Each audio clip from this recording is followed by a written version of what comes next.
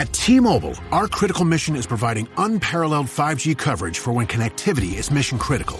Introducing T-Priority, America's best 5G network experience for first responders, even in times of congestion. More capacity, faster speeds, better coverage. T-Priority from T-Mobile, built for tomorrow's emergencies, ready today. Discover more at t-priority.com. For qualifying organizations on eligible rate plans, coverage not available in some areas and may be impacted by emergencies. Hi, and welcome to the 10-Minute Food Truck Training Podcast. My name is Bill Moore. I am a food truck business trainer, author of Food Truck 101, Beginner to Winner, and the forthcoming book, Food Truck 201. This podcast is all about helping you start and grow your food truck business. A lot of people refer to me as a numbers nerd or a numbers guy, and I guess I'll accept that. I was not actually really good at math in school, and every chance I got to not go to math class, I didn't go. That was just me.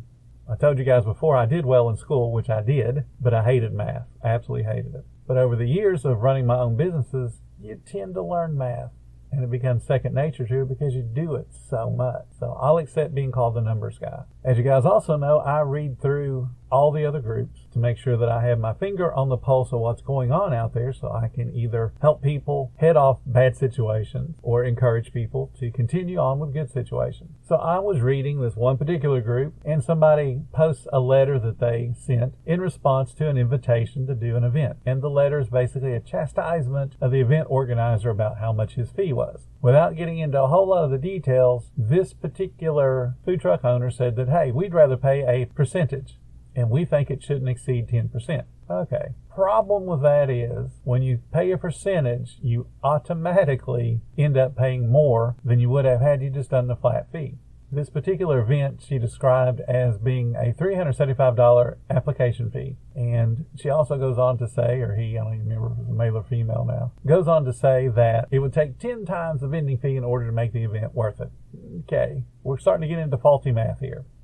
If you take 10 times $375, that means that you're saying on $3,750 worth of revenue that you have made up for the cost of the event. And when actually what you've done is you just made the event be 10% of your revenue. Now, when you look at her statement of, or his statement of, we would rather pay a flat percentage, and that percentage should not exceed 10%, that means that when you did that $3,751 in sales, you're paying more than the $375. You could do $10,000 in sales, and now you have to pay $1,000 for the fee, when you could have only paid $375. I've done an event here in my area for a number of years, and its event fee has been around $450 for the last number of years. This particular event opens on Friday night, goes all day Saturday, closes Sunday at 5. And it brings in roughly 40 to 60,000 people for those 3 days. It is a very well-attended event. They've been consistent with their attendance for the better part of a decade, if not more. And the only time that we ever don't do well is if it rains that particular weekend. But for me paying $400 and some odd dollars to go to this event, the least amount of profit I've ever done on this event, now this is profit, not revenue, was $8,000. So why would I want to pay 10% of the sales I generate as a rule of thumb? Does that make any sense to you guys? If you can pay a flat fee and make that flat fee work within your budget, go for it. I would rather not pay a percentage,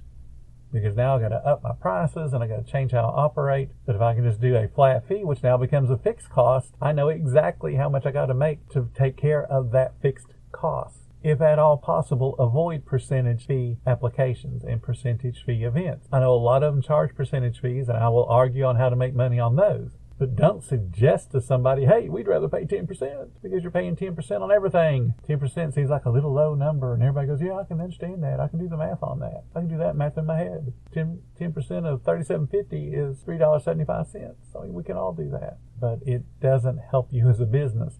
Flat fees are the way to go. Even if they're a little bit higher, you can still make up for it. Now, while we're talking about numbers, let's talk about the next thing that popped up on one of the groups. This one annoys me to no end, because I recognize this particular trick in the mid-'80s, early '80s. And this is when you take a business that has a little teeny tiny bit of income and turn it into percentages, because percentages can be massive. And what I mean by that is I worked for a company that was very small. When I started with them, they had 35 stores. It grew to 100 stores. Now, comparatively, around the country, having 100 stores makes you feel really good. But when you compare yourself to, say, Subway or Burger King or KFC, you're comparing 100 to tens of thousands of stores. So there's no comparison. You can't get excited by that. We could brag about our restaurant chain all we wanted. No one's going to care because there's so few stores. But to make the numbers look good, whenever people would write about us and want to brag about us, they would use percentages. So when we grew from 35 stores to 100 stores, do you know what that percentage of growth is? That's over 200% growth. So when you put that as a headline, Rack System grows 200%. People sit up and take notice because, ooh, that's a big number. When you double your sales, that's 100% growth. When somebody says, I grew my sales 100%, you sit up and go, wow, that's awesome. Because then you start relating that to your business. And if your business is already doing great, let's say you're doing $10,000 a day in sales, 100% increase means now you're doing 20,000. Oh, I've got to read this article. What do they do? Well, how can I apply this to me? So I saw some nut who claims to be a marketing guru bragging about a food truck that followed his advice and grew their sales 300% overnight. Okay, so that's 3 times whatever they were originally doing. So if you go to a hot dog cart and they're doing $60 a day and take them to $240 a day, do the math, 300% increase. Is that exciting? Growing sales, growing revenue doesn't mean you're growing profit, because you could have been unprofitable before you started doing that marketing, and you're still unprofitable. It's just less unprofitable. So you've got to understand the numbers on both sides, numbers and percentages, because when people don't have good numbers to share, they're going to throw out big percentages so that they can trick you into thinking what they're doing is awesome. Because it honestly doesn't matter how big your percentage growth is. If there aren't real numbers in that percentage growth, let's put it in smaller terms. Let's say, and I have had days like this, I'd have had $8 in sales. I have set up when I shouldn't have been setting up. I didn't pay attention to the weather like I should have. I set up saying, it won't rain like the weatherman says. It never does. And it did. So I've done $8. So does that mean if I come on the Facebook group tomorrow when I close and I've done $800, which I've also done $800 in sales, that I can say that I increased my sales 1,000%? Would you all be impressed? Should you be impressed? No. Because there are outlying circumstances.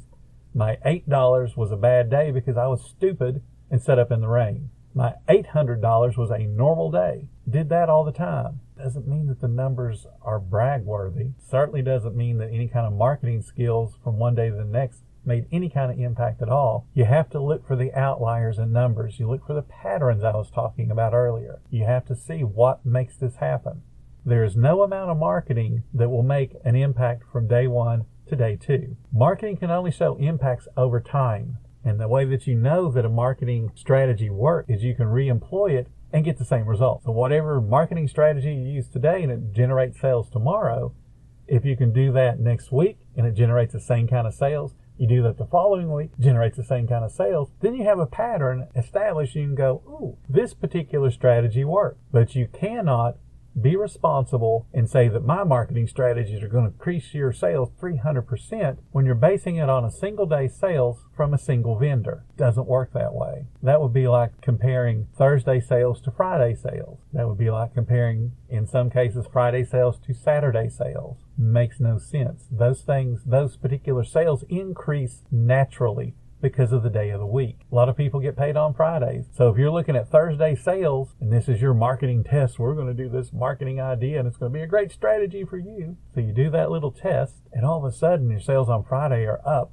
300, 400, 600%. You're thinking, oh my God, it's awesome. But when you really look at the driving factor, it wasn't anything you did. It was comparing Thursday with no payday to Friday on payday. And then when you employ that same strategy the next week and it's not a payday, it's not as good. You don't get the same result. So don't get taken in by numbers. Don't get taken in by percentages. Don't get taken in by one-offs. What matters is what you're able to do consistently that creates patterns. I have graphs for everything because you can see patterns with graphs quickly. And then once I see patterns, then I figure out what is making this pattern do what it's doing. So become a numbers nerd. Become a numbers guru. I don't care what you call it. Don't be afraid of numbers. We count money. That's a number. We all like counting those numbers. So understand your numbers. Not only your expenses and your revenue, but what the numbers mean. Thank you guys so much for listening to the 10-Minute Food Truck Training Podcast. If you're finding all the information useful in your food truck business, please become a monthly supporter of our podcast. Just hit the support button or follow the link in the description. Every little bit does help keep us going.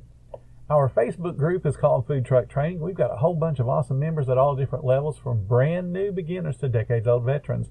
They've all got your back when it comes to helping you and your food truck. And again, thank you for listening. Come back tomorrow, because I got a whole bunch more to say when it comes to helping you and your food truck business grow.